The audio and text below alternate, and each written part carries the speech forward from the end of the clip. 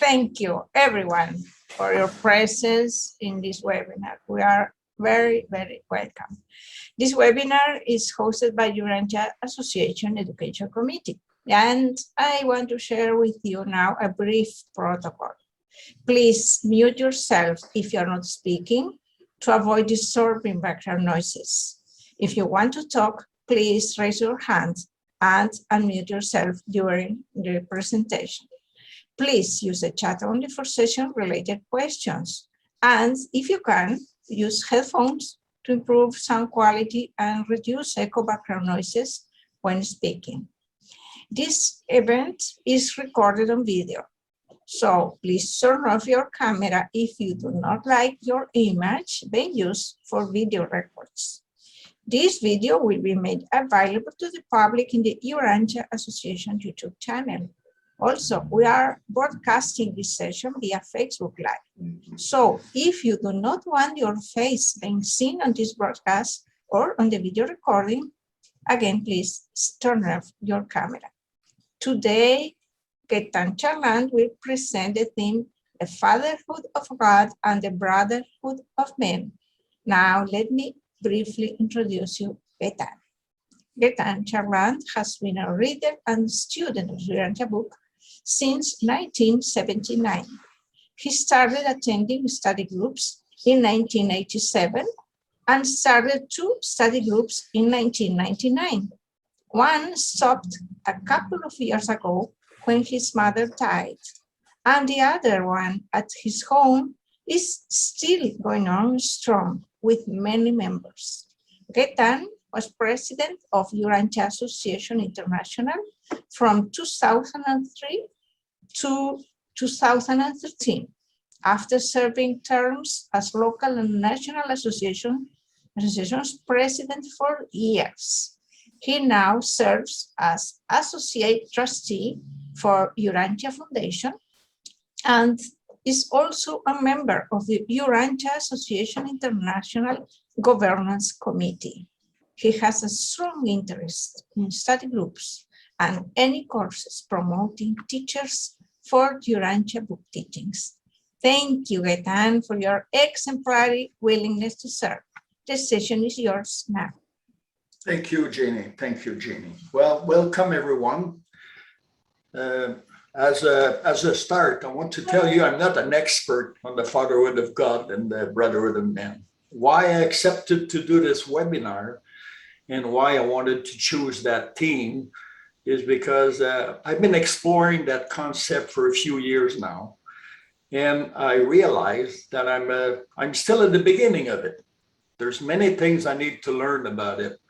And I hope to learn all those little things that are missing in my journey toward living this tremendous truth about the Fatherhood of God and the Brotherhood of Men from you all. So I will ask you during this presentation to share with me and with the rest of the people over here your concept of how you apply this in life. I'm much interested in how this truth is transforming your life, how it affects your life, how it affects your family life, how it affects your relationship with your family members, your co-workers, your friend, your neighbor, the people you meet here and there. And how do you perceive all those truths in your life, in everyday life? And how do you make it a living truth? This is what I'm interested in. When we read the Urantia book, of course, we have all those concepts, and I will share some of those with you in my presentation. I have a PowerPoint where I got some quotes from the Urantia book about those 2 truths, the Fatherhood of God and the Brotherhood of Man. And we will read them through. So I will ask some of you to read those quotes. And after those quotes are read, I will ask you, the one that has read it, to share with us their idea of how to apply this, what it means for them, those concepts, and invite the other one who wish to share their own understanding and their own way of living that truth, to share it with each other. And I believe in this way, we will enlarge the real Brotherhood of Men, because this is what it's all about. and by accepting our Fatherhood of God.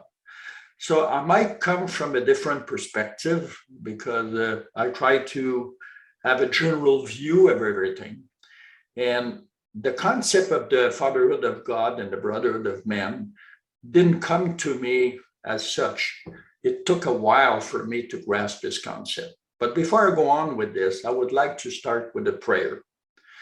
So I choose the Lord's Prayer, which is the prayer that we're looking for. So I'm going to share my screen, and what I did, I copy and paste that prayer from the Urantia book, the Lord's Prayer, with the exact word that Jesus taught to his children, to his brother and sister, and to the other people, to his apostle, to be taught to elsewhere to other people. So I'll share my screen. Okay, so you see the big picture. So this is the Fatherhood of God and Brotherhood of Men. So this is the Lord's Prayer. So maybe you want to say it within your mind with me. So I will tell the prayer. Our Father who is in heaven, hallowed be your name. Your kingdom come, your will be done on earth as it is in heaven. Give us this day our bread for tomorrow. Refresh our souls with the water of life. And forgive us, everyone, our debts, as we also have forgiven our debtor.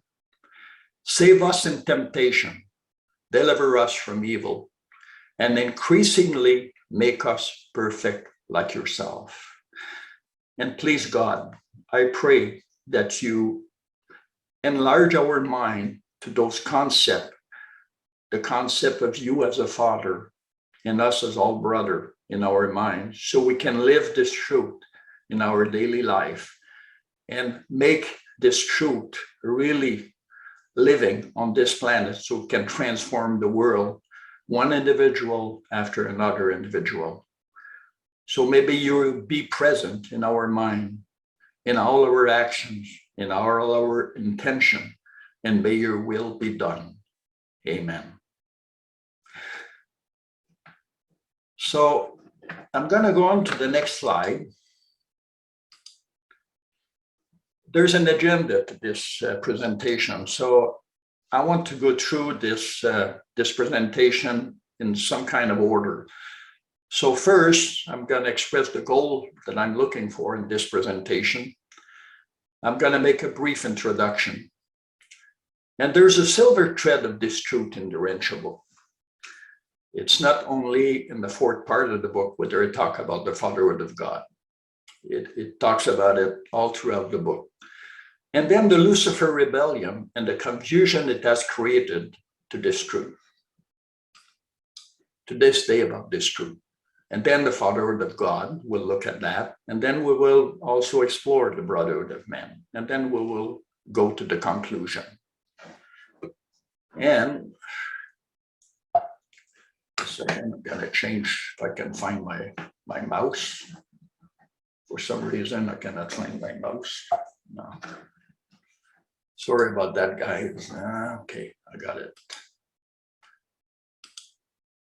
Okay, the goal of this presentation, to explore some of the consequences of the Luciferian ways of thinking, to realize the importance of the Fatherhood of God and the Brotherhood of Man, to find new ways of incorporating and living this doctrine in our life, and to improve the ways in which we express the will of God in our life. And I will start with this quote: "The gospel of the kingdom is the fact of the Fatherhood of God, coupled with the resultant truth of the sonship Brotherhood of Men. The persistent preaching of this gospel of the kingdom will someday bring to all nations a new and unbelievable liberation, intellectual freedom, and religious liberty." So I'm going to stop here, stop my sharing. Now, I wanted to make a brief introduction why I was so interested in this concept, was this truth of the Brotherhood of God.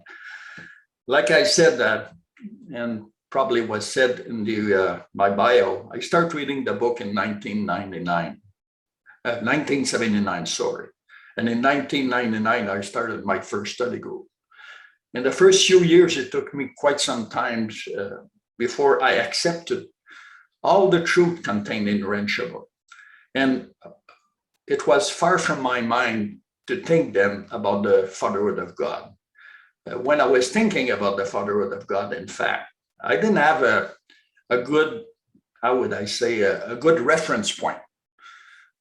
Probably like some of you, I had a father that was very strict, very disciplined, and used a lot of verbal violence to make himself authoritative and obey too.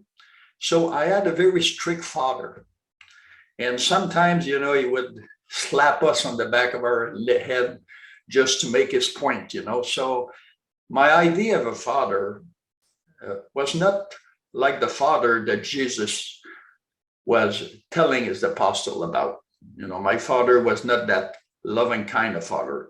Of course, he loved us. And later on, when I got to know him a little bit better, when I became an adult, I understood why my father was acting in such ways. It was not because he didn't love me, because it was the only way that he learned how to love and express, his authority through some verbal violence or some minor physical violence. So I had a hard time accepting the concept of God as a loving father. And not only that, being raised as a Catholic, God was always a punishing God. So my concept of God was mostly that, if you do something wrong, well, he will punish you. He didn't give you any good things. He was always giving you, a punishment.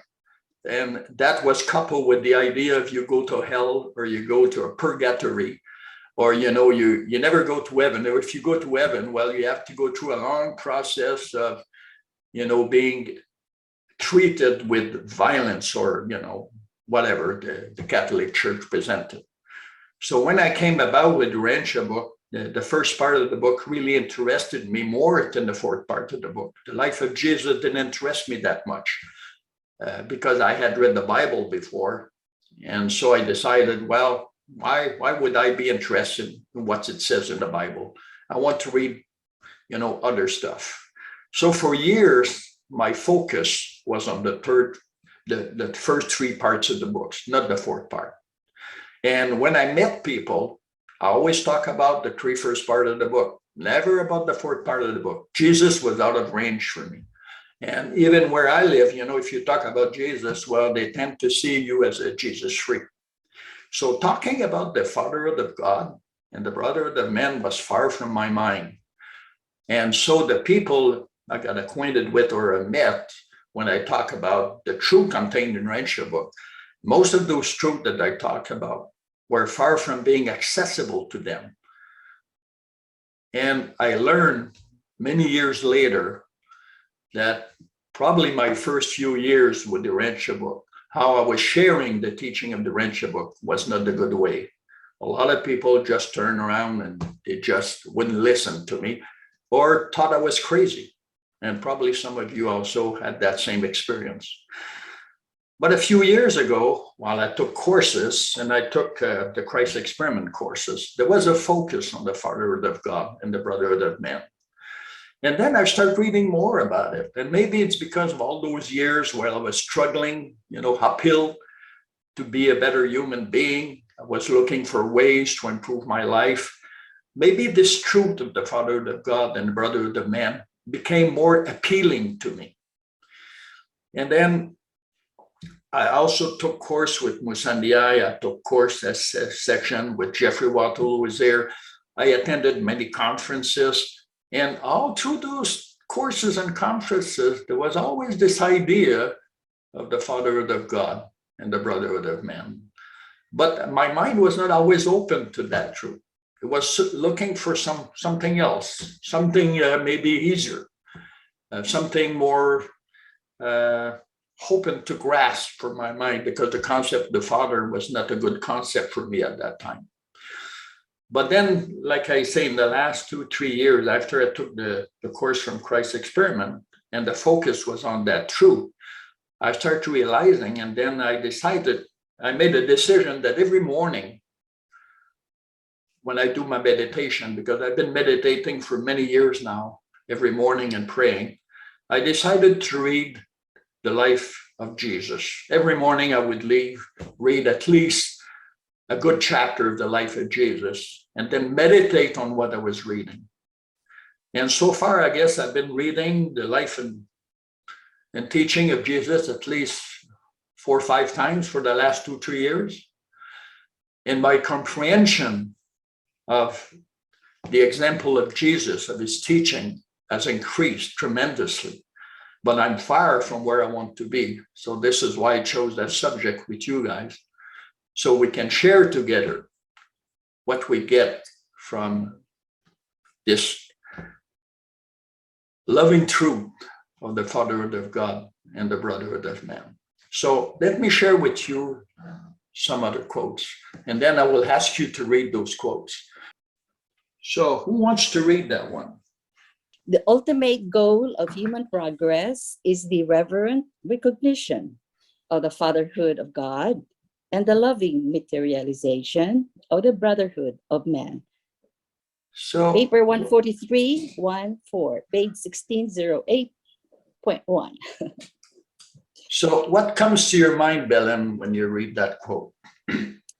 This is very timely, very highly timely around this time. Although we have to recognize the Father of God and the Brotherhood of Men every day in our life, but what is going on now seems very highly to stick on that and know more about the Fatherhood of God and the Brotherhood of Men. So it's very good that we are having this webinar. So examples of the daily life to our family, to our relatives, to our neighbors, to our country, to the international community.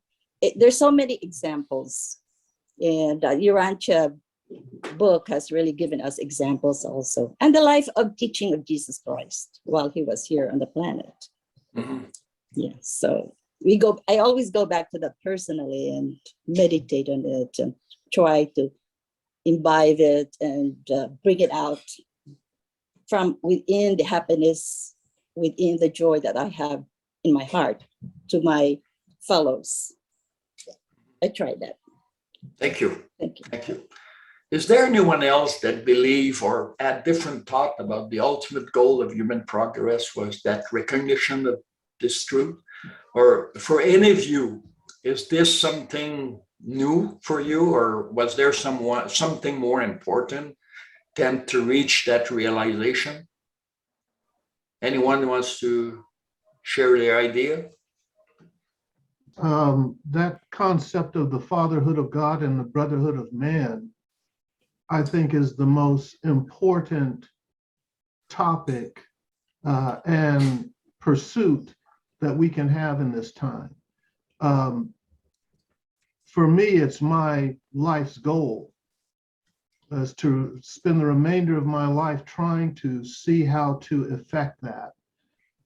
It's the only way that our world will progress toward the golden ages and ultimately to light and life. And so the thing for me is always looking for new ways to achieve it and to promote it in my personal life and collectively among our Urantian brothers. I think that this is the testing ground to show the world that this can be done. If we can do it starting with our group as a worldwide example of what a real brotherhood can mean, because we've got all the races and we're in all parts of the world. So this could be a beautiful microcosm to start and then spread out through the entire planet. Thank you, Donna. Monica? Thank you. Thank you. And I too, Gaétan, went through the Christ experiment. And as I started that, I don't want to say I woke up, because I always loved Jesus and God. I was brought up in the Catholic Church too, but I was the eldest of 6 and my mother started teaching me then. And of course, it went downhill after that on account of you can't spend that much time teaching that what you taught your first child with the others.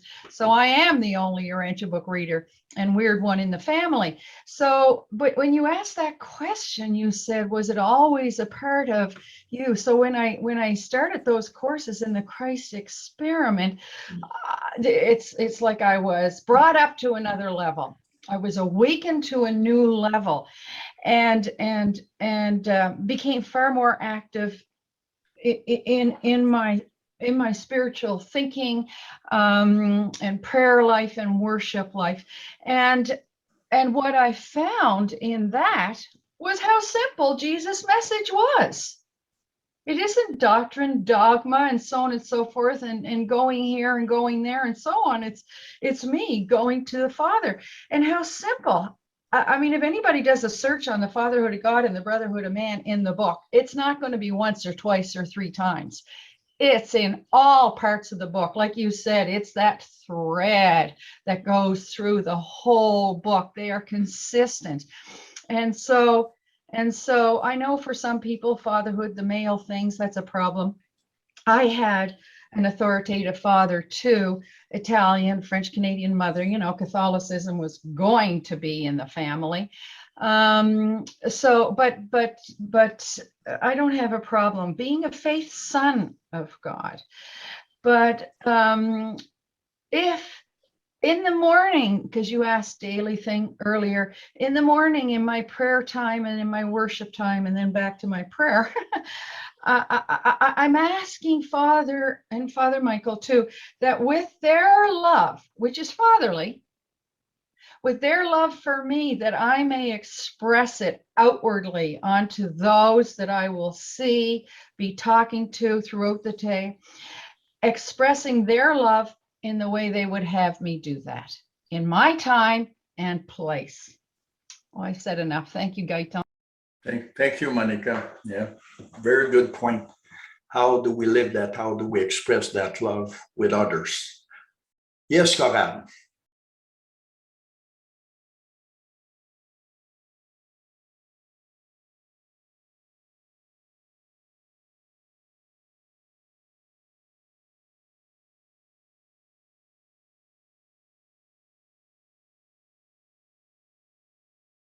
Paragraph of the Urantia book indicates that the concept of the Father is still the most important concept of all.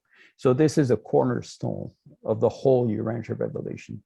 And from an experiential standpoint, if we think about the vastness of not only our super universe, but the 7 super universes and the whole master universe, and realize that the creator of all this, the originator, the one who instituted what we call reality, is our Father.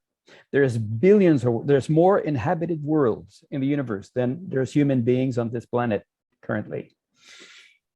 And there's billions of people on those worlds. And because of the simple fact that we share the same Father, we're all brothers.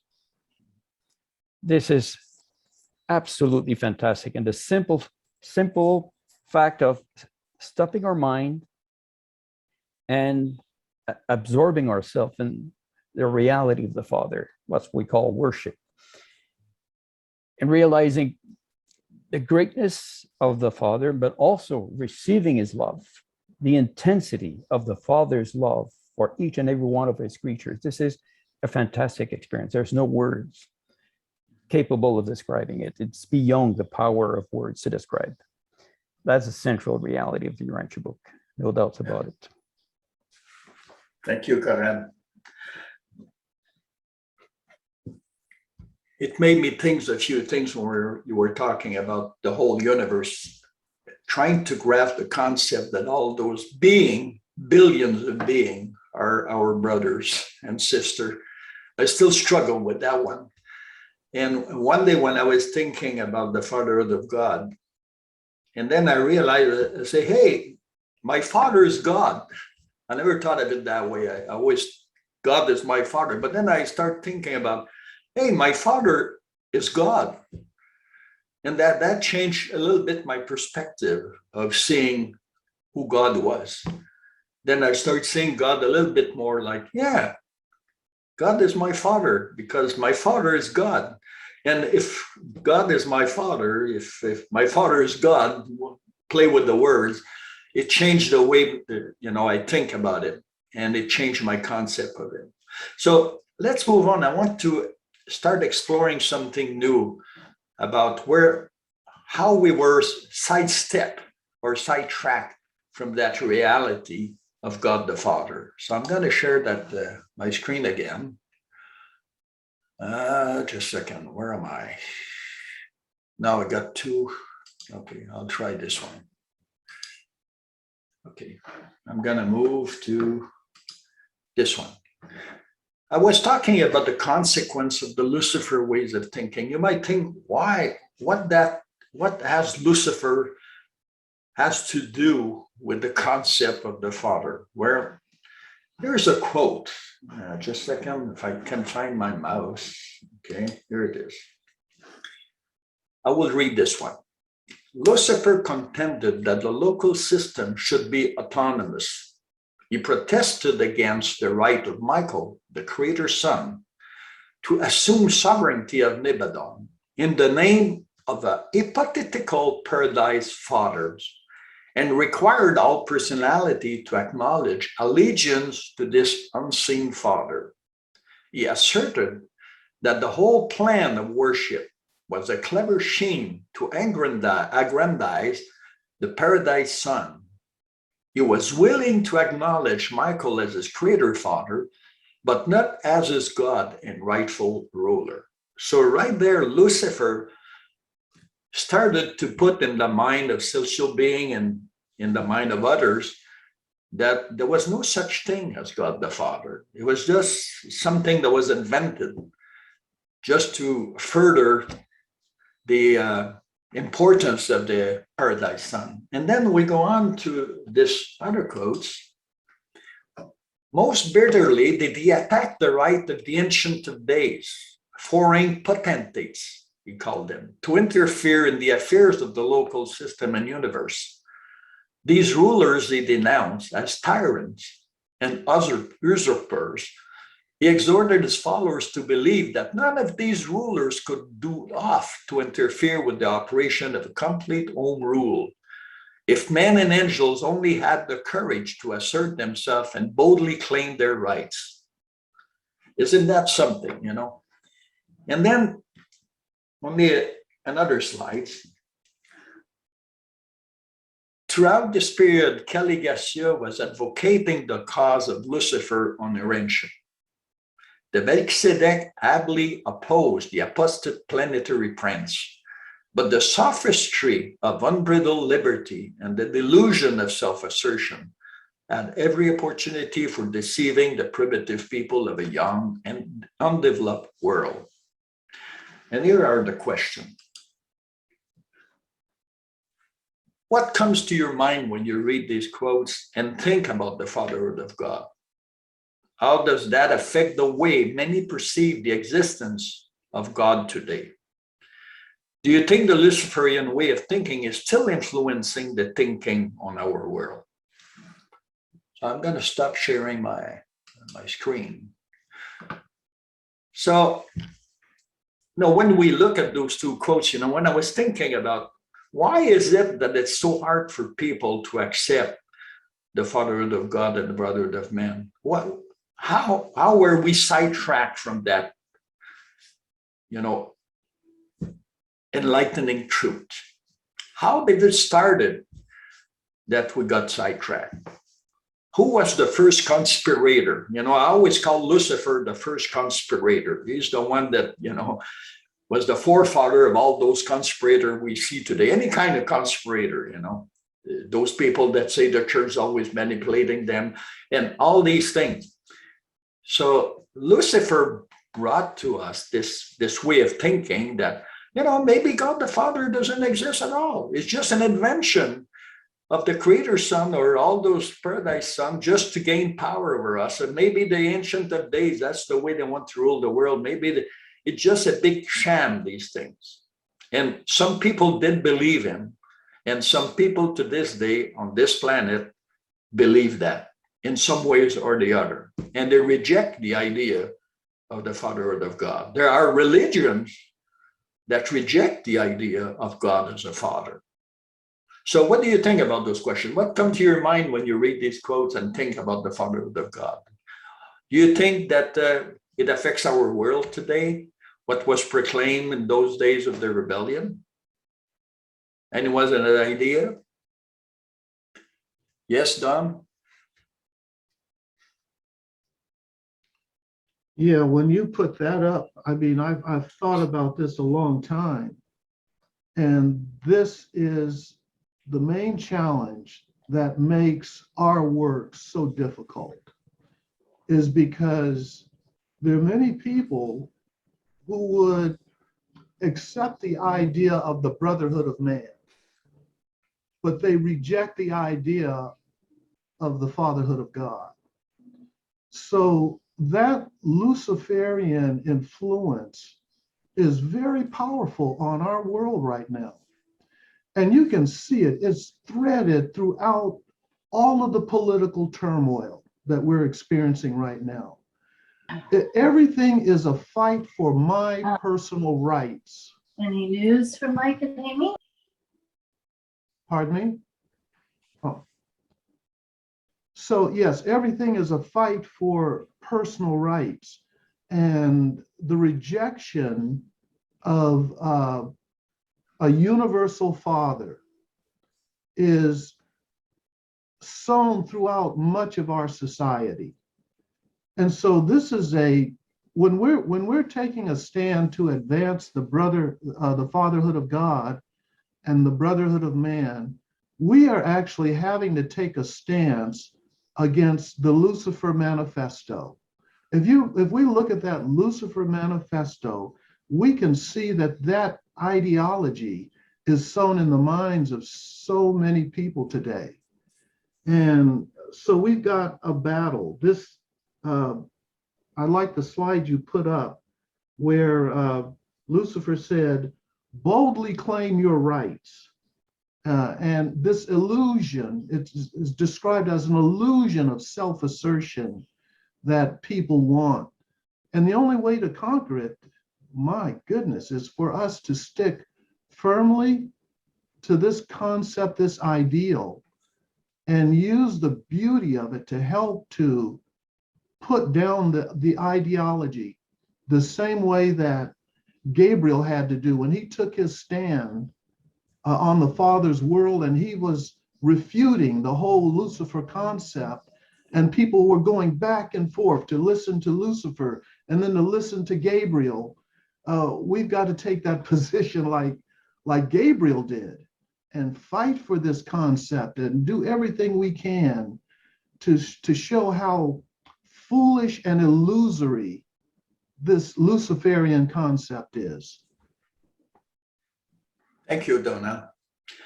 Well, you might think why I chose again those quotes, because even today, when we're trying to live that truth in our life and share that truth, we meet with some resistance, even among our family, even among the religion we might be still practicing, we're still going to some churches.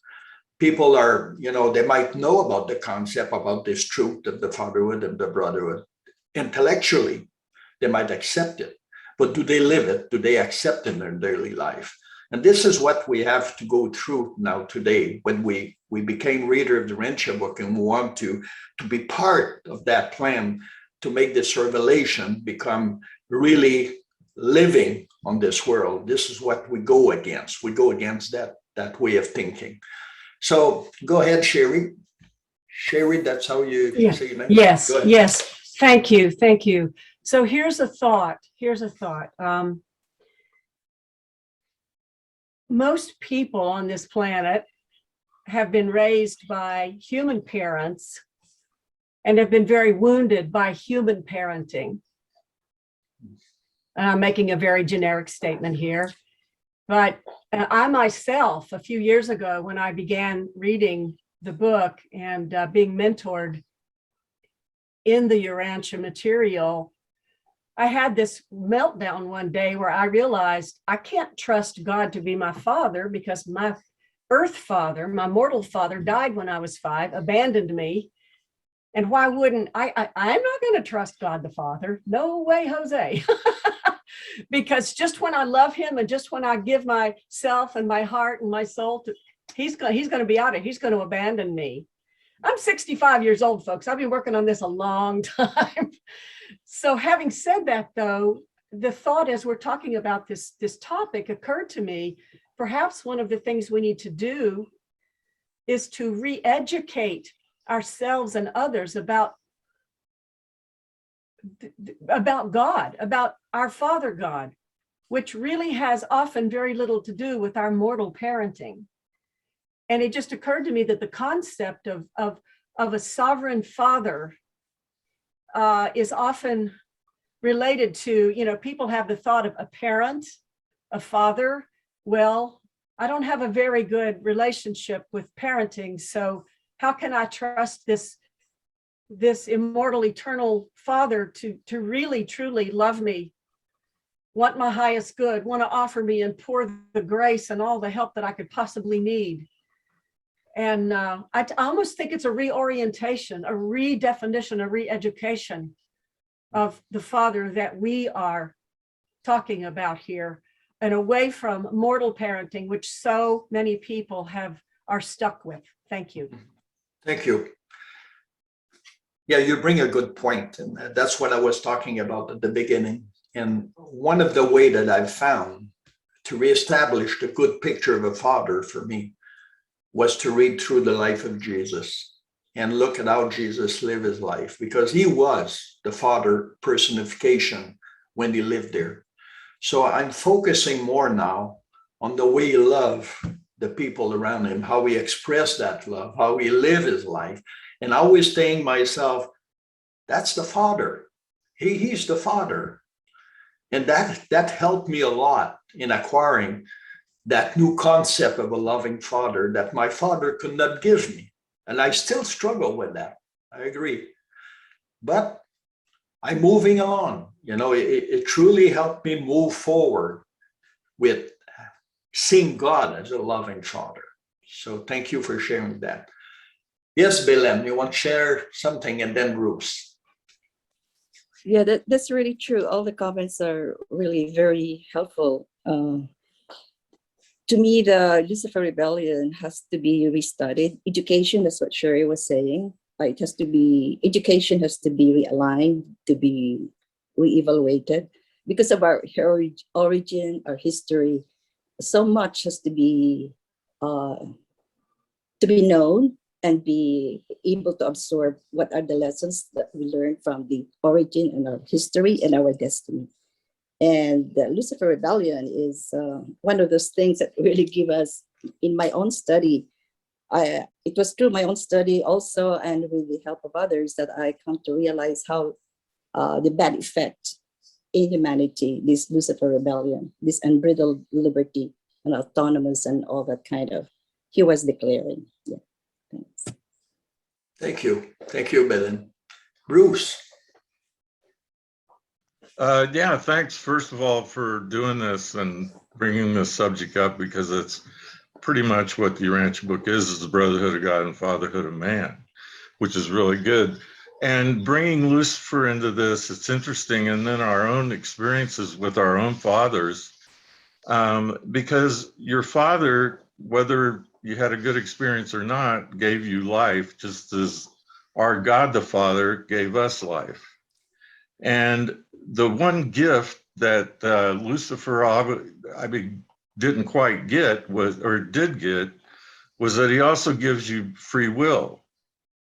And Lucifer abused free will, which is his right, because God gave him this gift, just like we all have this gift. And to me, there's two things that prove that there is a God. A lot of people talk about that. One is that you have free will. Who gave that to you? The other one is gravity. That's the obvious one.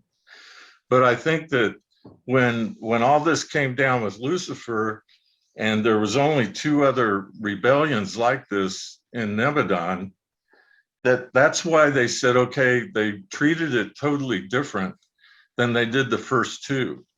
And we kind of got stuck in that also because, and they're pretty clear about this, they wanted to let it play out. And they felt, and they decided in the long run, that's better than to just come in and, everybody's extinct or whatever you do. So anyway, I think so then that's the beauty of God and, God the Father, and we all have that God. And if he wasn't in the center holding gravity, everything would be disarray. So, the beauty of the Urantia book is all those beautiful things. So thanks to everybody, and I appreciate you all. Thank you, Bruce. Yeah.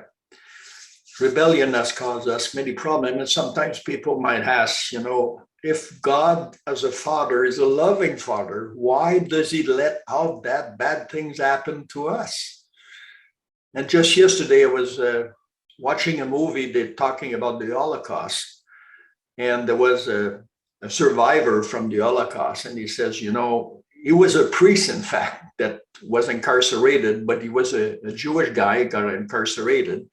And he says, I believe in God before, but when I saw what was happening in that camp, that death camp, I stopped believing in God. And in my mind, I was thinking, how many others are just like him today? When they see all the wrong going on earth, they say, well, if there's such a loving God, I don't believe he exists because of all the wrong that's happening in the world. And I think this is because we have a wrong concept of God. We don't know who really God is. And this is the job that we need to do.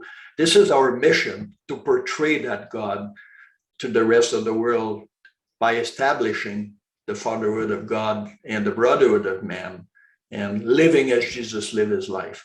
Now, I mentioned before that I would show you a silver thread of that truth throughout the book. So I will share my screen and then I will go to some quotes.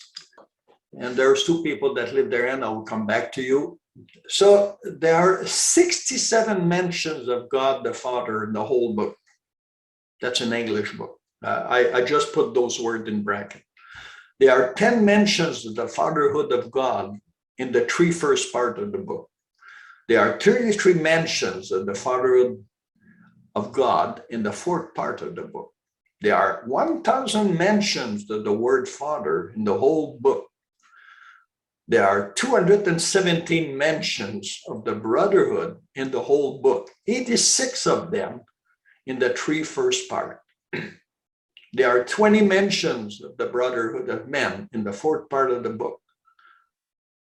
There are 34 mentions of the sonship with God in all the different parts of the book. There are 139 mentions of the word sonship with God in all different parts of the book. I think it's the same word, same as before, but just in the whole book. So I'm going to go to the other quote about the Fatherhood of God. So anyone wants to read this one?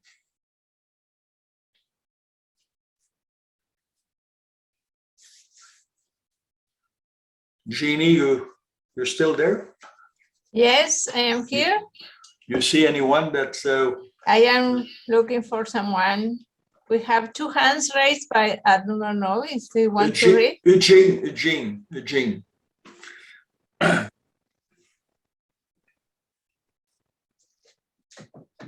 Who wants to read? Yeah, I can make comment, but I can read this too.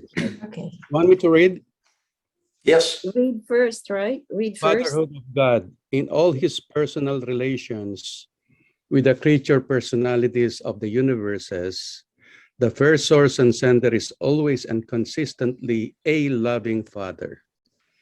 God is a Father in the highest sense of the term. He is eternally motivated by the perfect idealism of divine love. And that tender nature finds its strongest expression and greatest satisfaction in loving and being loved. Thank you. Thank you. Welcome. So we're gonna go to another one. Someone else want to read these two quotes? I will. Good. Will. Go ahead. The Fatherhood of God. Jesus proclaimed the good news of knowing God and yourself as a son of God. These differing concepts of the purpose of religion determine the individual's attitude in various life situations and foreshadow the depth of worship and the nature of his personal habits of prayer. Always, the burden of his message was the fact of the Heavenly Father's love and the truth of his mercy, coupled with the good news that man is a faith son of this same God of love. Thank you. So I know there are two people that live there, and maybe I'm going to come back to them just to go on those two last quotes and the one before. Sonship with God. That's another way of looking at the Fatherhood of God. We are the son of that Father, of that God. And I was wondering, why do they talk about the fatherhood, then they talk about the sonship and all this? It's like this, it seems like the same thing, but conceptually, in our mind at the first, it changed the concept. It changed something in our mind. Now it says here, this different concept of the purpose of religion determine the individual attitudes in various life situations and foreshadow the depth of worship and the nature of his personal habits of prayer. How does that affect you in your prayer in your life? When you think about, hey, I'm the son of God, what does that do to you in your relationship with everyone else? How do you acquire that profound belief as a way of living? So I'm going to start, because Eugene lifted his hand. Sorry, you want to say something, Eugene? First of all, I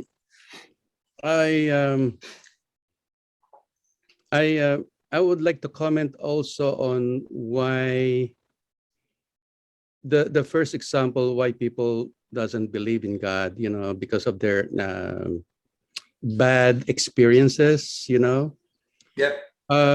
From my understanding, God gave us free will. And the paradise and central universe was the creation of God the Father and God the Son and the Spirit, right? But when it comes to our evolutionary universe, what's happening is that the Trinity, of course, working with the Supreme Being, is working. And my understanding is that it does it through righteousness. That means you have to be balanced and just in this evolutionary world. So whatever we do here, because of the imbalances and we might call evil too, if it becomes imbalanced, we will get that, the law of cause and effect too. So the Trinity doesn't care. It doesn't, no respecter of person, right? God is not a respecter of person. So whatever is the collective consciousness, let's say during the time, during the Germany, wherein, the negative mind consciousness was instigated by Hitler. So he was able to mobilize all these German people against the Jews. It doesn't necessarily mean that the Jews doesn't also create some of it, right? Because there's a law of cause and effect. So, but it goes really too far. And that's what happened. And basically, the way I look at it is that it is a good lesson for us, because every negative thing is also a good lesson as much as good things. So, so hopefully we learn from that and we don't do that again. And another good example of this is, why is, let's say, China, from my understanding, they at least, I think this in a Urantia book, they already went through a lot of wars during the different kingdoms fighting each other. And what happened, they saw the problem of war. And so they become a little bit more peaceful compared to other nationalities, okay? So the thing is this, what works, God the Father works within us. Okay, so people who are aware, who are enlightened, should be able to balance or to do justice, to be righteous, to give example to whatever imbalances or injustice or unrighteousness that is here on earth. That's very important. That's all I have to say on that. Thank you. Thank you. Thank you. Thank you. Let's go back to that question that I've asked about the first quote there, that Jesus proclaimed the good news of knowing God in yourself as the Son of God. How does that change your attitude in different life situations? Have you noticed that by accepting that fact that you're a son of God has changed your way of interacting with others, about your ways of praying, about your ways of worship? Is that truth that help you evolve spiritually? Does that resolve some conflict within you? Yes, Alfonso? Not anymore. Hi, everybody, and I'm very happy to be here. And in my experience about God as a father, it's just well, first I have to say that, like in your experience, and my experience was similar to your, a very very strict father, you know, but maybe that I didn't have that connection with my father, my physical father. I look for to have one with God, you know, from very early age. You know, I was like 13, 15 years old, and I always prayed to him. I thought I was talking to him very early in my age, you know, and for me right now it's like I trust in him. I know for sure that he's a loving and caring father, and for me, for us is to recognize that consciously that he is a father to us and for us, you know, and carry on, you know, with that trust, with that simple trust of like he's holding your hand, you know, and he's with you all the time. So that's part of what my experience, knowing and accepting that God is as my father, as a loving and caring father. So that's give you like impulse, strength, you know, within you to carry on, to keep going. So for me, that is my experience. Like, hey, I know that God is as our Father, and it's a good thing that I know, but how to put it on other people's mind, you know, how to transmit that message to others.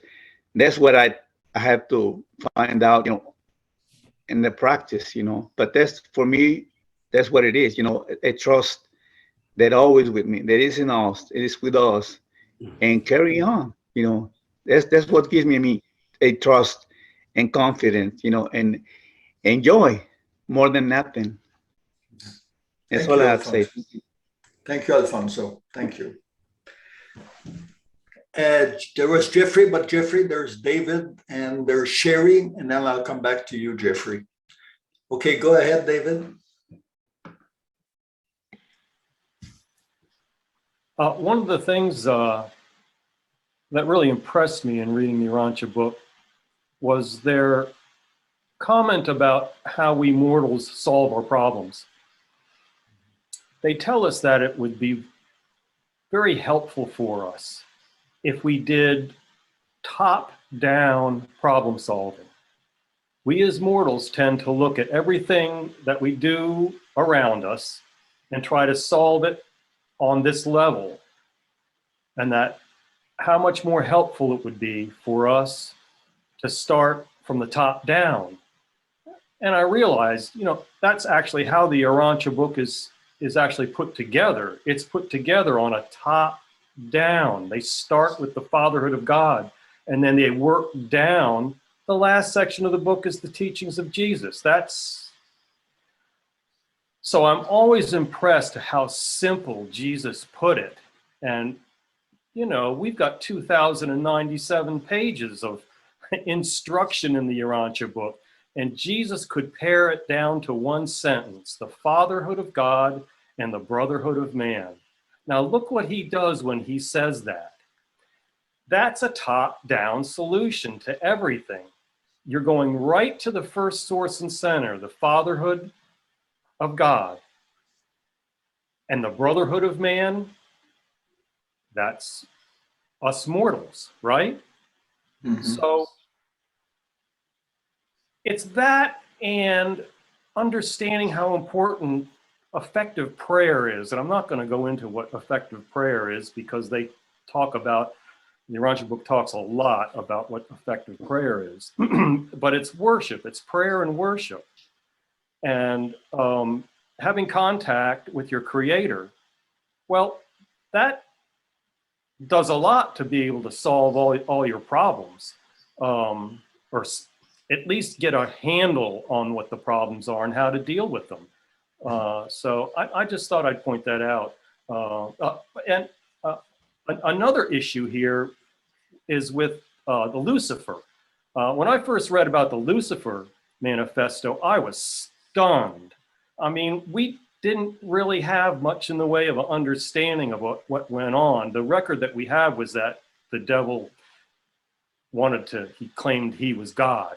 And that was pretty much it. But when you read that manifesto, it's just unbelievable, which it makes you wonder how in the world so many seraphim and so many of the other spiritual spirit beings actually fell for that nonsense. When you actually read the manifesto, it's just unbelievable. And it took 7 years before anybody really stepped in. So anyway, yeah, I just wanted to throw that out. Just how simple Jesus made it. The fatherhood of God and brotherhood of man. That really encompasses all of it. Thank you. Thank you. Thank you, David. When you were talking about prayers, of course, there's many ways of praying. But for me, that's changed the way that I meet God when I think about him as a father. And that made it a habit of meeting with God, my father, every day, just like would be my real father. You know, like when we're kids, we always have our father present with us. Every day we meet our father. And if our father goes away for some time, we worry, where is he? You know, is something bad happened to him? But if we meet with God every day, and I think when we know that concept of the fatherhood of God, we need to make a rendezvous with our father every day. We need to sit down and have a talk with him and try to listen to what might comes up in our mind. So this is my impression about this quote. Okay, Sherry, and then we'll go to Jeff. Yes, thank you so much. I just wanted to very simply say, in response to the question, how has this changed things for me? It is the more I identify, the deeper that I identify as a daughter of God, I want to raise my standards. I want to raise my own standards of living, my own standards of relating.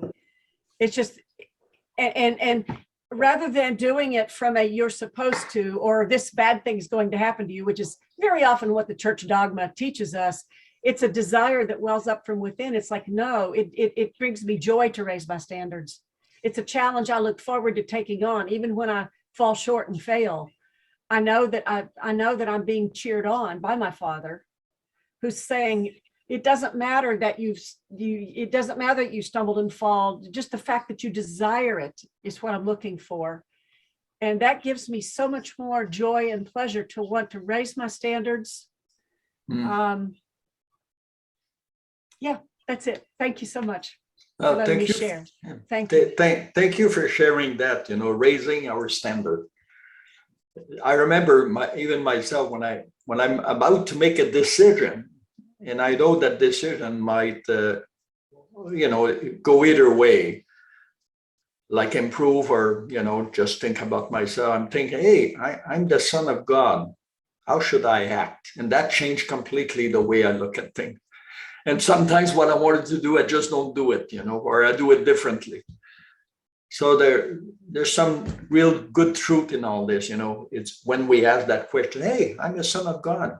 Should I act that way? What could I do? How should I act? And then to give us a higher perspective. And I think when we do this, the part of God within us express what we should be doing or how we should live our life in some ways, respecting our free will also. Okay, Pablo. There was Jeff before Pablo. I'll come back to you. Jeff, go ahead.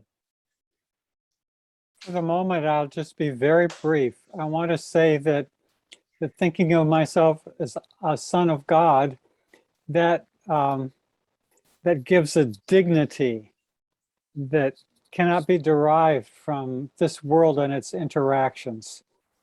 And it brings one into the primary relationship, and one is relating as soul. Thank you. Thank you. Do you want to say something else, or were you done, Jeffrey? Done for now. Okay, thank you. Good comments. And of course, when we think about being the son of God, it dignifies who we are. It traces who we are. It traces our dignity and how we look at ourselves. So I think we need to repeat that to ourselves. Hey, I'm son of God. I'm the son of God. I'm the son of God. And see how that changed our way of doing and thinking about things. Okay, Pablo, go ahead. Thank you, Gaétan. When I was a child, I went to a farm far away from my home, and somebody was visiting us from the United States. And this person in the farm, the little kid there, his father was doing a construction. So our friends from New York, he say, oh, in my city there is a big building that have more than 100 floors, and the child from the farm said, that's impossible. I don't believe that. That's impossible. And he said, why? Because my father and my uncle, they has been years building this, and they cannot do it yet, no? So something 100 floors and about it is impossible. I don't believe it. So I laugh a lot, and I have a book in that moment in my father's car. So I bring the book from history, and I show him picture from the pyramids in Egypt. And he said, what? And this was doing thousands of years ago? That's impossible. I don't believe it. That's lies. No, because we tend to think within our frame, no? Within our frame of mind and experiences and everything. So that happened to Lucifer. Lucifer is just a little above ourselves in divinity, okay? He hasn't been in paradise. He hasn't met the Father, but he doesn't believe him because he hasn't experienced it within himself. That's the first thing that I think when you say we are sons of God. First, we have to experience it in ourselves. Okay, first of all. So why the revelation of Jesus was important when he said, God the Father loved each one of us and all of us, because that make us think how he loves us. For example, the Urantia revelation say that once we make our first moral decision, the adjuster came. It's a gift from the Father, and that gift is the first show, in my opinion, of love. Why? Because once we are born in this planet, for example, we are conditioned to material things. We will die. We will die. So once we think right and make the moral decision, God, our Father, say, okay, to this son, I will give him this gift. And the first gift is the salvation.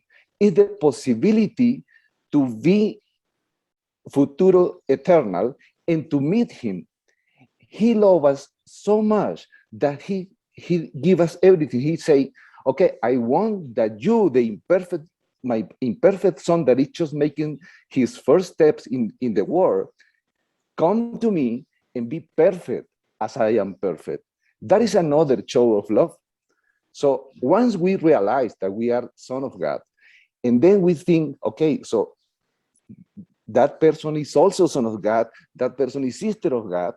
So our family is every day growing up, and it's very difficult process. It's a very difficult process for me, for example, when I meet somebody, a new person, and I interact with that person, and I say, that person is also a son of God or a sister of God. So it's my brother, it's my sister, and I have to make something to comprehend this person, to love his person, to know his need, to try to help. And that is a very difficult challenge in our life. So that's what I wanted to share. Thank you. Thank you. Thank you. Different perspective, a higher perspective of what is a son of God. It gives us an insight on the potential that is within us as a son of God. In fact, they say with God, there's nothing impossible. The impossible can be accomplished if we have faith in it. Thank you. Okay, Monica, and then we go to a few quotes. Thank you so much, Gaétan, for doing this, and because it's brought out so many wonderful personal experiences, and I see it as God expressing himself through each and every one who has had a chance to talk, and I've already spoken. Thank you for letting me talk. Several things, and you said, what did you just say? What did you just say, Gaétan? The last thing before you invited me. Oh, the Son of God. I think that's it. I see myself as a faith son of God. My gender means nothing because I see, they tell us that the children of the Father and the Son are sons, and the infinite Spirit has daughters. So I see myself as a son. I see myself as heir to all that he promises us. The divine pause. That's where I need to, like Pablo was saying, you know, being able to comprehend. Oh gosh, did I get that a few weeks ago? Understanding my brother or sister is so important, and allowing judgment. Who am I to judge? You know, where somebody is coming from. I am their sister, and I choose to behave that way. Let them choose how they respond or react. But it's my responsibility to be their sister in this time and place. I love, Sherry, hearing you say my father, because I started to say that in the last year and a half, and my father, and it truly shows a relationship that we personally have. We know he's our father. And to respond, the prayer and the worship part, and I just got worship. I've had this for 35 years. Embarrassingly, I've only read it once, but in the last year, I read it through again, in paper by paper. But in the last year and a half, I finally got the concept of worship. And so it was in a course, because I think I always thought that worship was in the church and singing together and so on and so forth, because that's how I was groomed. And it was in a course, and the teacher was a therapist, and he was saying how one of his client patients was in a world of hurt and not a believer, and this, that, and the other thing. And he gave him some contemplation techniques. Really, it was worship, but he didn't say that to him. So after a week, he came back to the next appointment. He said, I don't know what happened, but I am staying with that practice. And the fellow became a Urantia book reader and is doing well today. So I wrote the instructor, and I said, I want to know what you told him. And so he did. And contemplative prayer, and whatever you want to call it, spending time with the Father, half an hour in the morning, half an hour at nighttime. So I did it at nighttime quietly. I did it in the morning, and I'm not telling my husband or anything like that. This is my business. Anyway, I go out. It's a beautiful day, and I'm going to mow the lawn. We have acres. And I started bit by bit. And I said, oh, I'll do that part. I'll do that part. Anyway, I ran out of gas. So I came to get, I said, I ran out of gas. I had a minute left to do. And so he said, congratulations. And I said, well, I didn't intend to do the whole thing. He said, oh, I'm not talking about the lawn. I'm talking about you making the circle of worship. And I said, well, how do you know that? Because I hadn't shared that I was going to take this on. He said, well, can't you see the light? And so I said, I don't see anything. I don't hear anything. But what I did notice and have ever since is a more staid character, a more guided in my words and my actions, less intolerance for silly things. And I don't hear voices and I don't feel it. It just seems to work itself out. So I encourage, because I just learned this. So when you just learn something, you want to turn around.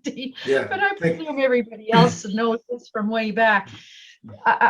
My prayer time, I include my whole spirit team. I start with my father, Michael, brother Jesus. I go to mother and my seraphim. I go to my beloved father fragment, my BFF, and I end up with father, dad, and worship.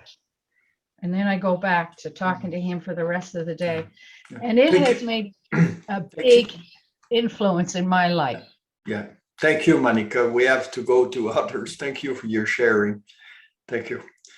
Karad, and then we'll go to our quotes, and then we'll move on to the Brotherhood of Men after that. Okay. First thing to consider when we think about the concept of the universal father is that he's a person. We're not dealing with a force like electricity that we could manipulate at our will, but we're dealing with a person with whom we can relate. And I remember my own father. He never imposed his religious beliefs upon me, but every morning he went to church. During my whole life, I noticed that every day, every morning, my father was at church in the morning. He started this day that way. That impressed me a heck of a lot. And also realizing that my father was addressing himself to our Father, to our universal Father. So the concept of Father is more than a concept.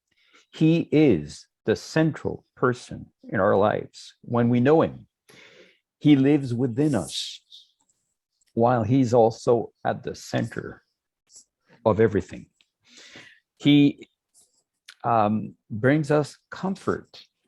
We're never alone because he's always with us. He's closer to us than the marrow of our own bones. He knows us more than we know ourselves. And he can guide us as we explore in life beauties, goodness, and truth, and integrate those values in our lives. He is there within us, guiding us and vetting all of our discoveries, turning what we are the gems, the treasures that we discover in life into imperishable gems within our souls. He is building us, transforming us. Life is a constant communion relation with him. The moment we know him, we can't turn back. It's a partnership. God is our greatest partner. Yeah.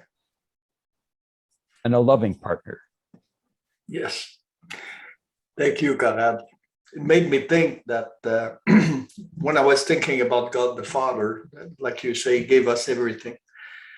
And when I think about him, he does give us everything. And then when I really meditate on that fact that we live in the Father, he is within us. He gave us everything. In fact, he gave us our personality, gave us the thought adjuster.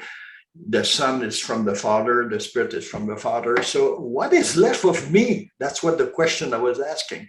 What is left of me that really is me? And by going back to the Urantia book, the only thing I could find, my will. That's the only thing that truly belongs to me, that he gave me. It's to me, that's the only thing I can give back to God. I can give him my will to do his will. Nothing else. I cannot say to God, I'm giving you that, I'm going to give it. He got all, he's got everything. Everything that I can give him, he already has created for me. So there's nothing I can give him than the will to do his will. And that comes as a prayer every day, that your will be done. that my will be your will. And then I play around with this concept of doing the will of the Father and integrating what you just said, those three big values, the truth, beauty, and goodness in my life.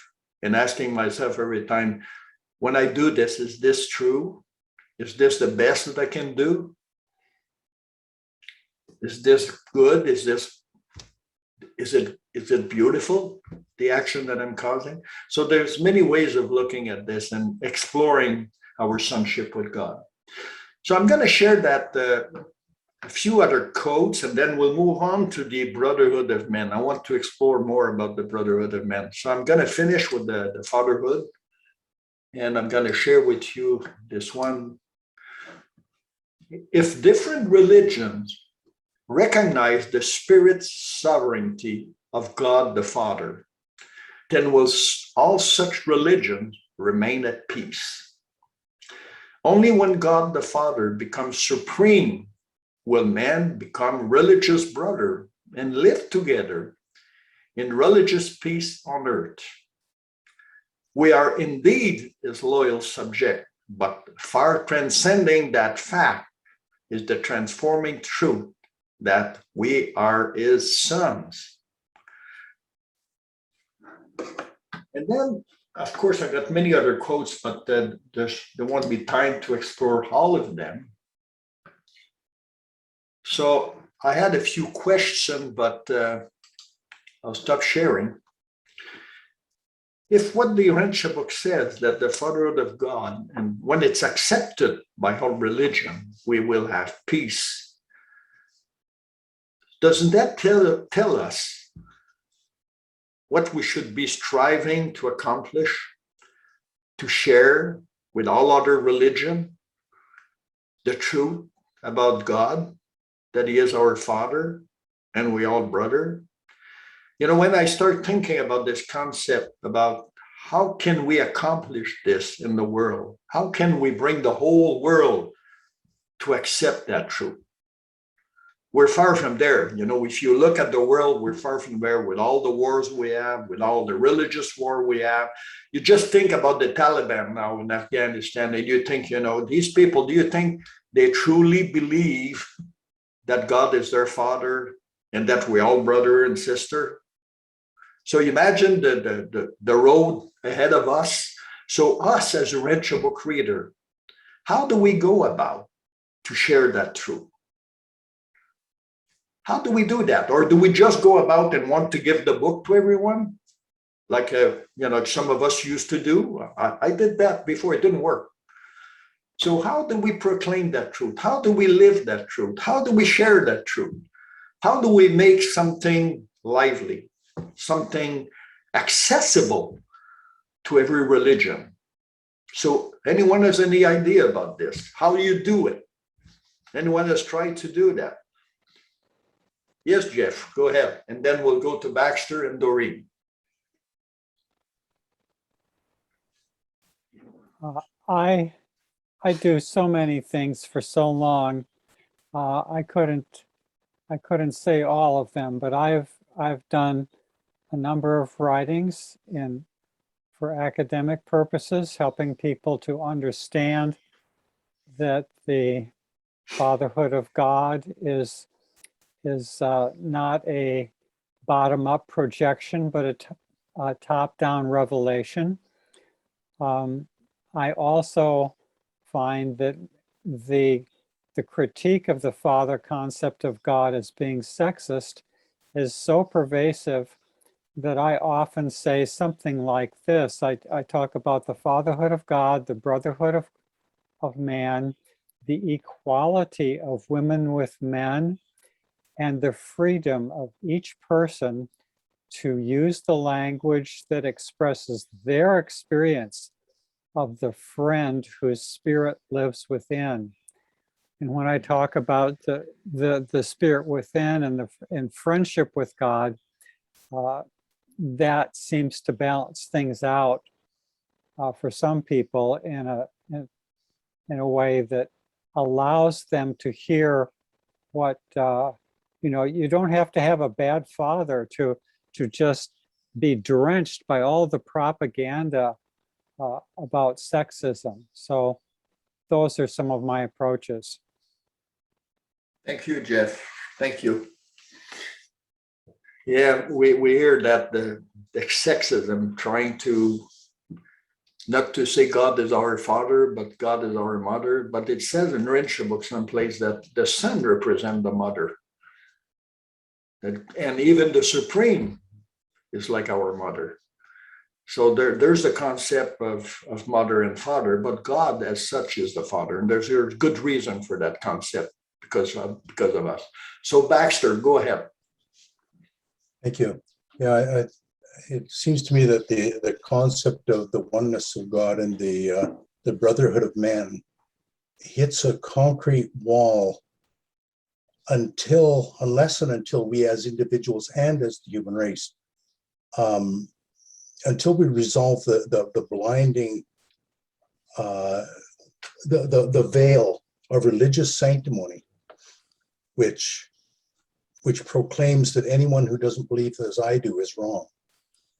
It's easy to reject those like the Taliban. I mean, no way would I want to justify the evils that are done by people who claim belief in Muhammad, but while not justifying that or excusing it, you can't just reject everyone who isn't a Christian, because part and parcel of the oneness of God is the oneness of his representation on earth. The Spirit of Jesus, it strikes me, it's made very clear in the Urantia book and every religion that God has always been with us. God has always represented himself to us. So the Spirit of Christ, I think it's hubris to think that Christ is limited only to one expression. Christ has expressed himself to us all through human history by different names. He expressed himself through Moses. He expressed himself through Buddha. He expressed himself through Christ. He expressed himself through Muhammad. These are all the expressions of the same Spirit. And we can't reject any of these cultures because they don't use the word Jesus. This is all the same Spirit. I hear Christians saying, well, or non-Christians saying, well, why doesn't Jesus talk more about meditation? Well, why would he? He already told us all of that when he spoke to us as Buddha. You know, you don't have to repeat yourself.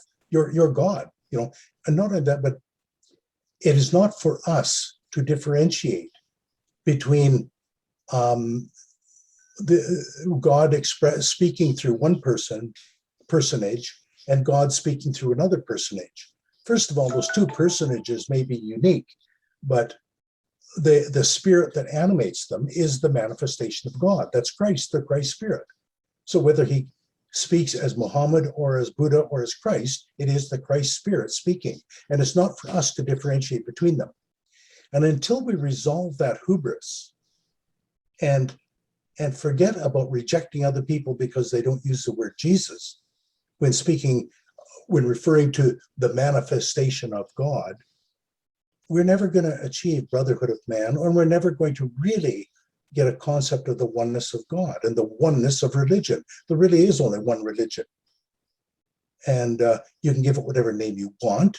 It's been expressed throughout human history in different ways. Anyway, you get my point. Thank you. Thank you very much, Baxter. Good points you bring up. The oneness of God in all its expression throughout humanity. Thank you. Doreen, how are you? Oh, I'm fine, Gaétan. Thank you so much for this exercise. Now, what I wanted to say, I had gone to several of the religions of the Parliament of World Religions, and there they did express there is a commonality between all religions. You see, it's not in the lower part of it, you know, the cultural things and what they eat and what they drink and how it is, like you said with the Urantia book, you start from the top. What is the common ethic and moral we all could agree on with the one God? And they can, and they said they can. And they will get together even with people that don't agree with religion altogether. But there is that top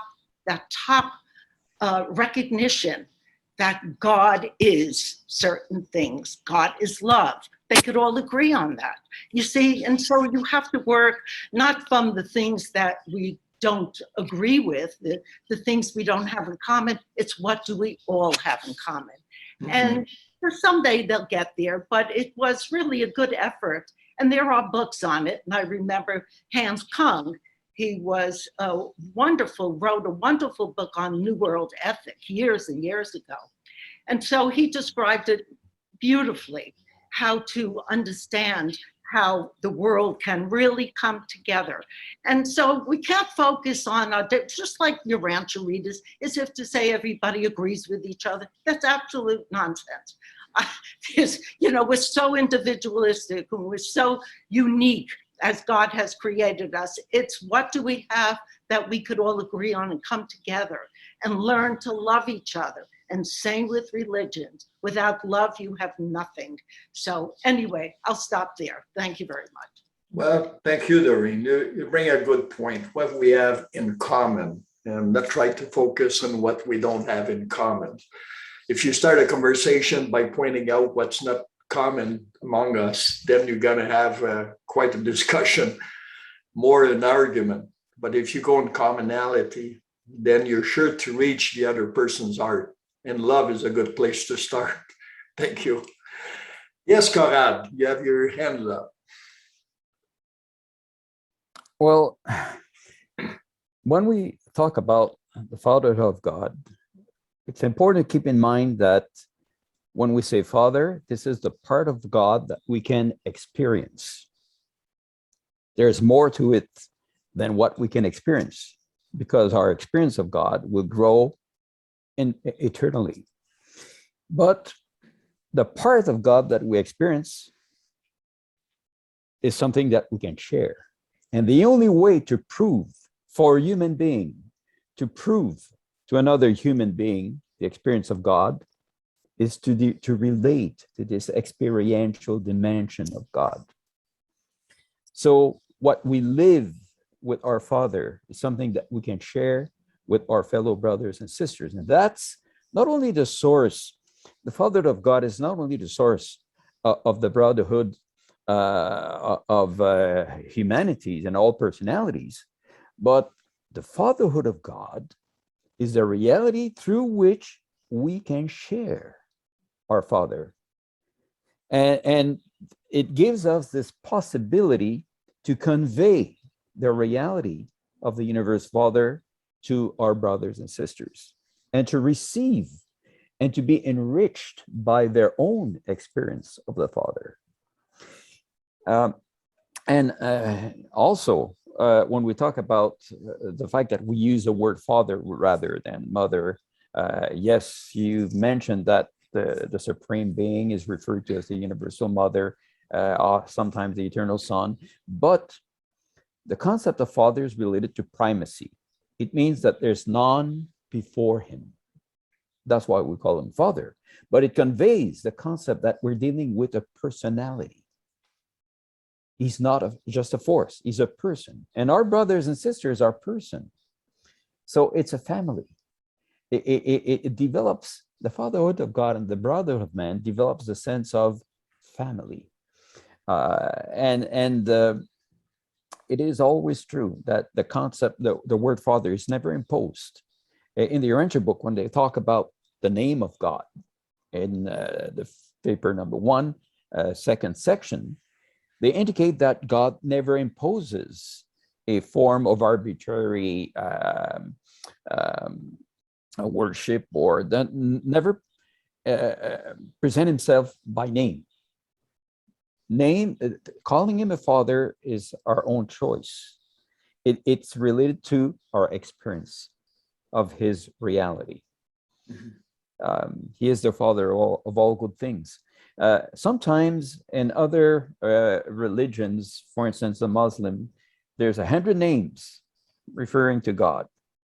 But among those 100 names, and they're no primitive, some of those names are very, very inspiring and very rich and it demonstrates a depth of spirituality. But there's two missing names: Father and love. And to me, these are extremely important. Their concept, the reason why they reject the concept of God is because to them, it seems to indicate that we are in the image of God as a human being. And so God would be like a man. It's an anthropomorphic concept to those guys. But the moment you say universal Father, then you de-anthropomorphize the concept of the Father as an absolute being and as an absolute personality. And the moment they open up to this concept, their resistance to the concept of God will fall apart. And I'm very confident about that. It's a matter of time. Thank you. God becomes very attractive the moment we live it. Yeah, thank you, Gaétan. The universality of personality. You know, God is absolute personality. I always thought about that. What exactly does that mean? Who is God? Is more than a father, but he's many more things. And its expression in the universe, probably I was thinking also on other planets, well advanced, do they call him the Father or do they have another name for him? They say in the Urantia book, the concept of Father is the highest concept we can achieve of God at this time. But maybe in our evolution, we'll have a different concept of God as an expression of love, relationship, and whatever. So thank you for sharing that. Yes, Don, go ahead, and then Barbara.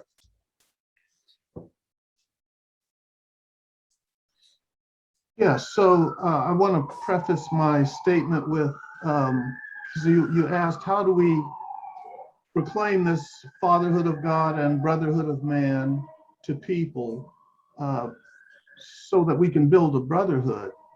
And I think a few people stated quite well that we can't pound people over the head with this is the way or that's the way, and they need to be allowed to envision the Father that's compatible with their personality and so forth. But having said that, there are some things that we can do, which I think could be really helpful. First of all, what is the community of influence that we have? And also, are there things that we can do to enhance people's concept of Jesus? I think Jesus figures at a very central part of our advancing the fatherhood of God and the brotherhood of man. Sometimes I hear comments that, you know, it's almost as if we shouldn't mention Jesus, or that Jesus is a lightning rod. And if you bring up the name of Jesus, then people are going to consider you a Jesus freak. So there's a fear about mentioning him. And I find that people of other religions don't have that problem. The Buddhists certainly don't have a problem with mentioning, you know, how they revere Buddha. And people of other traditions don't have a problem with talking about, you know, who the leader or guru or deity of their religion that they follow. So we shouldn't have any fear of mentioning Jesus. But what we have to do is not assume the way many Christians have done it. And that is demanding that unless you approach God in the name of Jesus, you're doomed.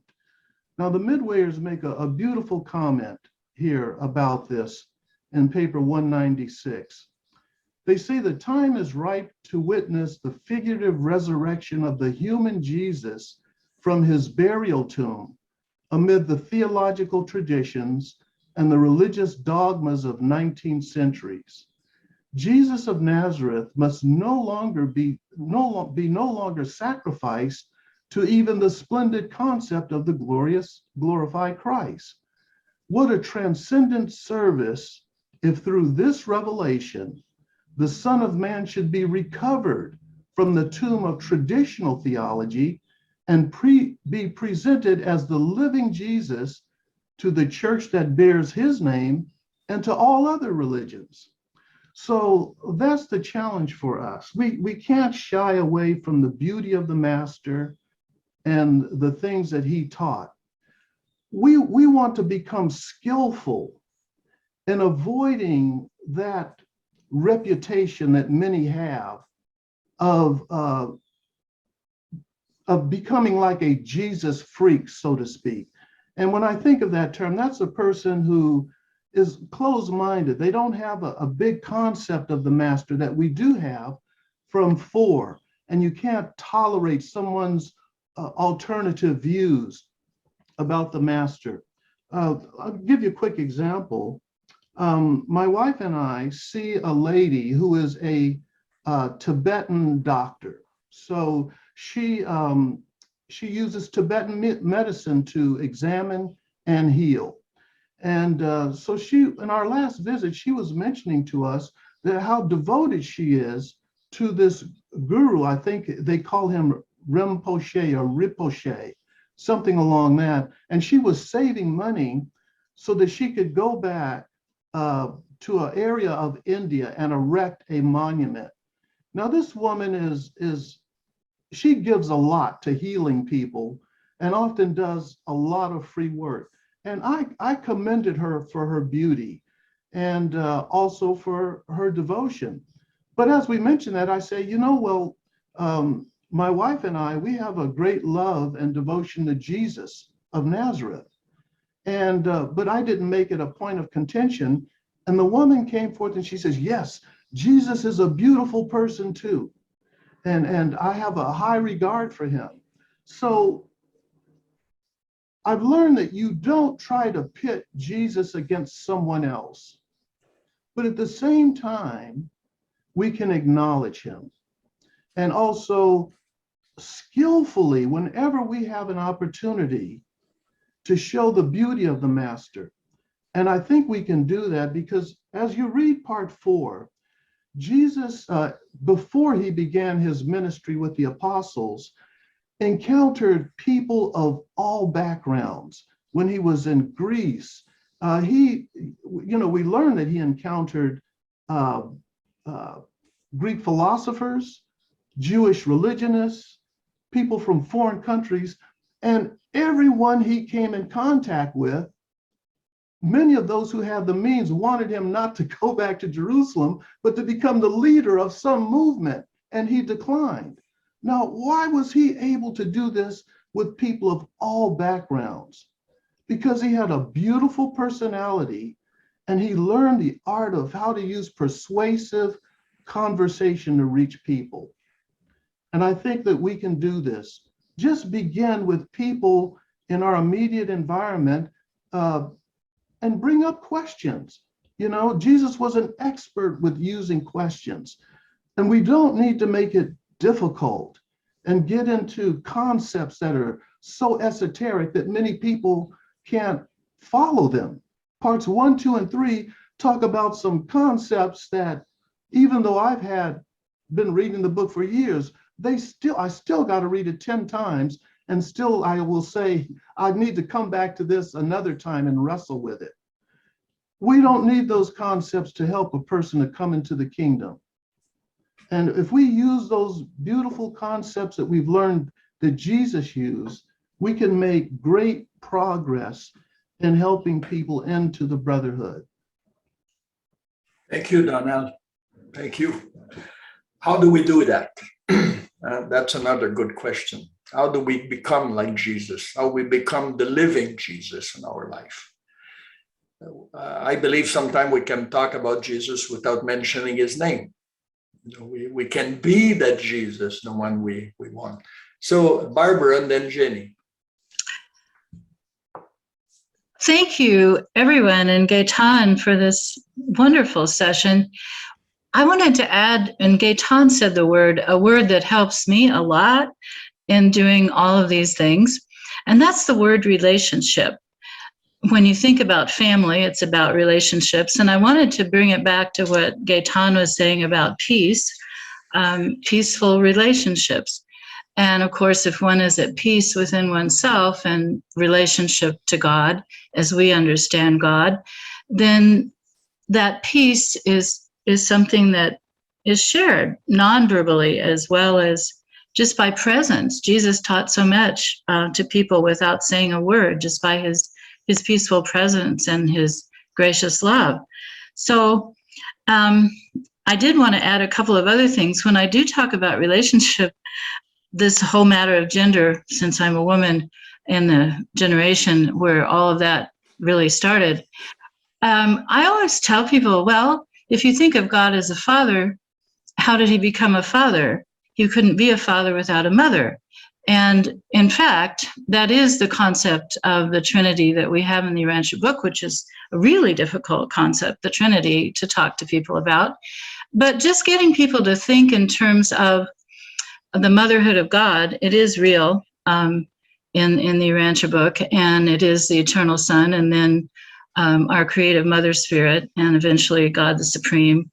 The primacy that is true is God, and many do call him Father, but not all.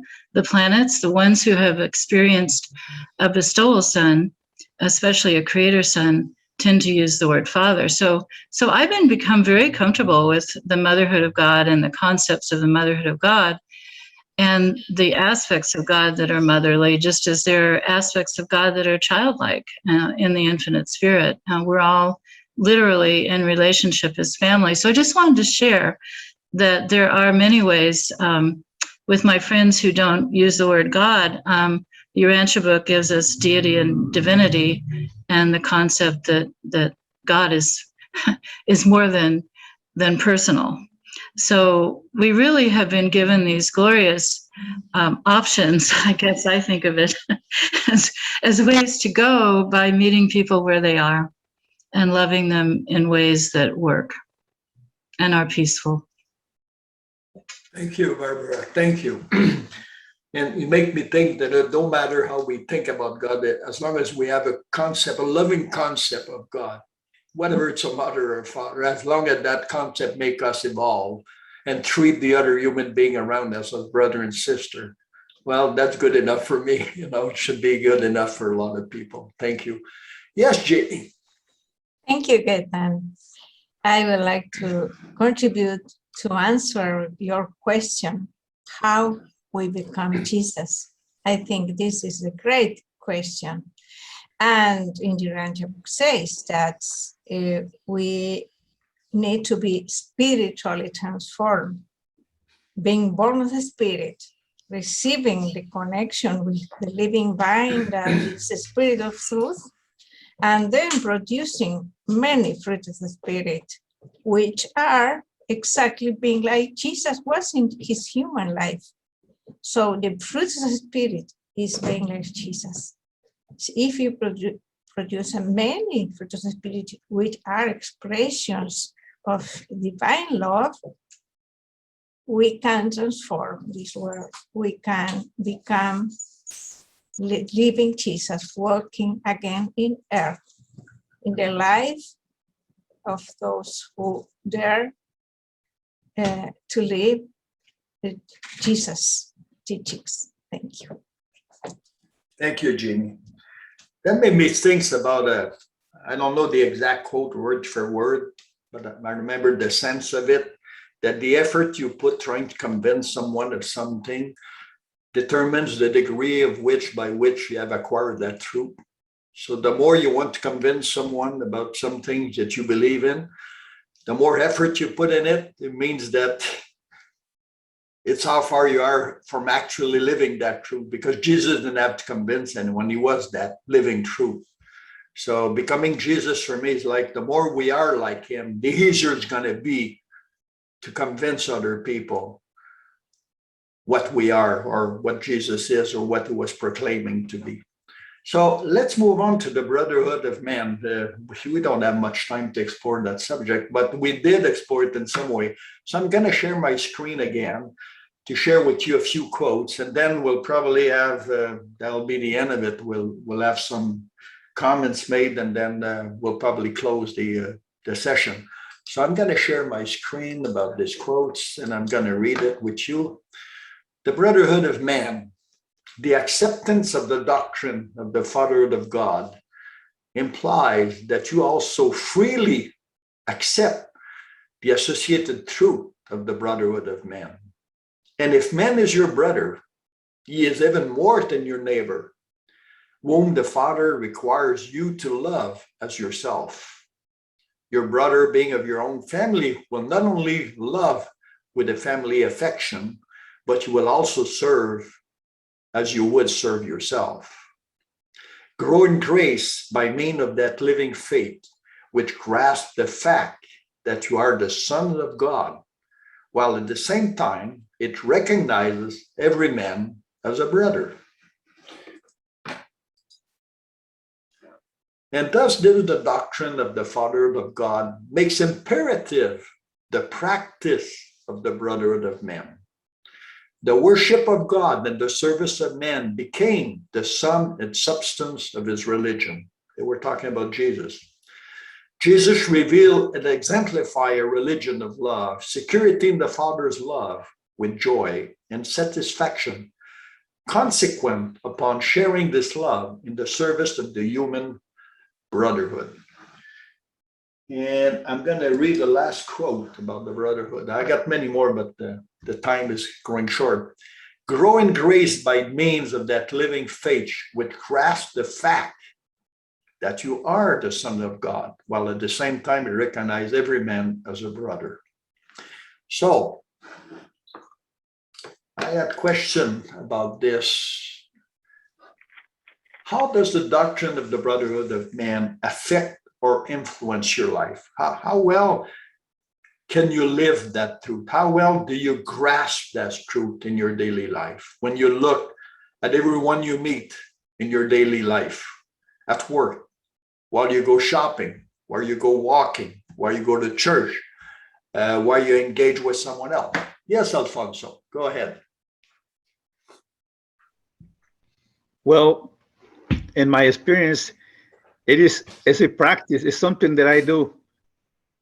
Treat others, cheer them up, trying to say a word of encouragement or just to have a good moment. That's my approach. Like the moment I try to interact with others, it's just to believe in making it feel worth. That is. I mean, if my acts does not tell him that he is worthy, or being loved and being cared for. I mean, that's what I try to do. That's what I try to accomplish anywhere I go. Like you were saying, you go to a restaurant, go to the store, go to the cashier, everything. It's a word or two. It encouraged them, and he's always like, it always worked in my experience. I left them with a smile on his face, and just a moment of happiness. And that's how and also I wanted to add a little bit about what do we have? What is that we got in our hands?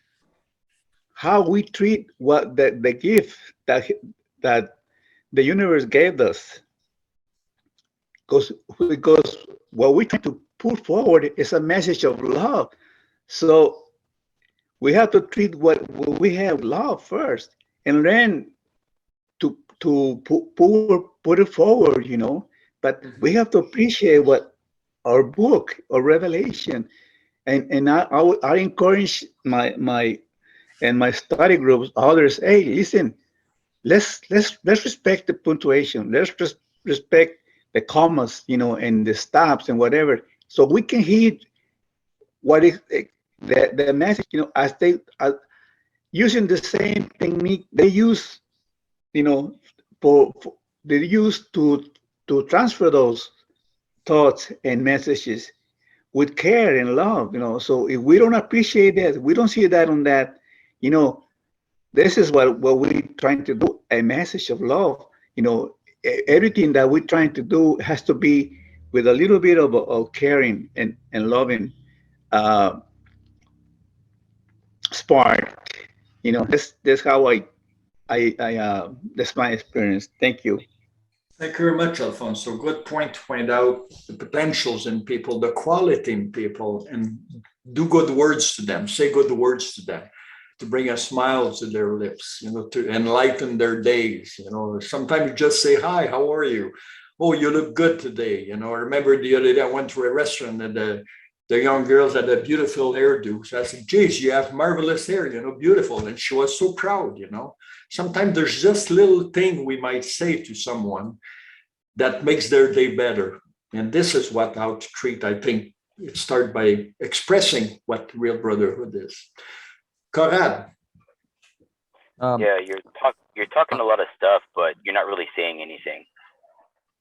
Seriously. Come on. Okay, so the first thing that I would like to mention is the Oriental salutation that goes like Namaste, which means which means the presence of God within me salutes the presence of God within you.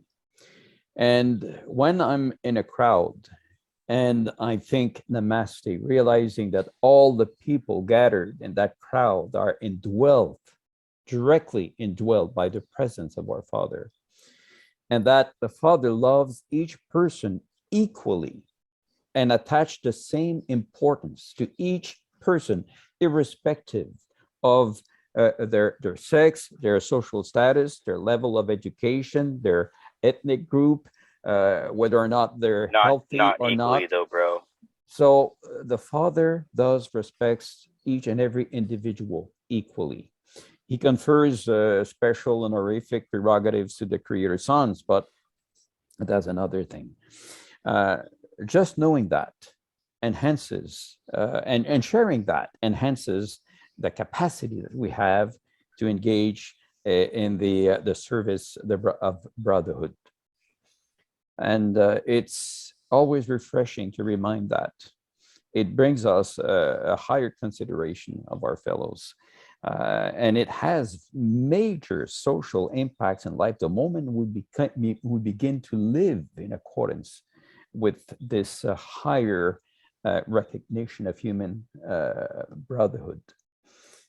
It changes everything at every level of our lives. And collectively, the moment, imagine just for a moment, you draw a circle, put 6 or 7 persons who dedicates their life to the doing of our universal Father's will. At the center of that circle, there's the presence of the Father on paradise. That's a new form of governance. This is a new governance for life. And the moment humanity will embrace this new form of governance, everything dedicated to the doing of our Father's will and the sharing of the fruit of the Spirit among us, the whole world would transform in ways that we cannot even imagine. Thank you, Conrad. Yeah, it will transform the world. Thank you. Jeffrey, you had your hands up in the air. I was just going to say that last month I took up this project of taking my marriage to the next level. And there are many aspects that I won't mention, but to me, the most fundamental aspect is that we're brothers and sisters. And when I look at the teachings in terms of loving as a brother, that has been extraordinarily beneficial. That's all I'll say.